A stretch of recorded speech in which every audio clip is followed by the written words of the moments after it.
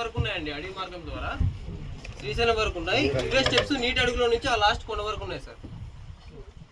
అంటే డ్యామ్ కట్ట పూర్వం సార్ 1962 ముందు వాటర్ స్టోరేజ్ అనేది 3 అడుగులు ఉండేది సార్. వాటర్ లెవెల్ 3 అడుగులు ఉండేది.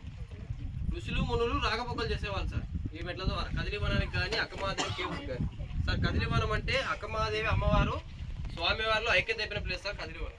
ఓకేనా? అక్కడ కొండ కనిపిస్తుంది కదా సార్.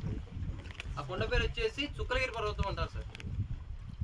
ఆ కొండని ఆధారంగా చేసుకొని ఋషులు మునులు ఈ విధంగా రాకపోకలు చేసేవారండి. డ్యామ్ కట్టాక వాటర్ స్టోరేజ్ అయిపోయింది కాబట్టి నీటి అడుగులోకి వెళ్ళిపోయాయి మీరు సార్. మీలో హైదరాబాద్ నుంచి వచ్చిన వాళ్ళు ఎవరైనా ఉన్నారు?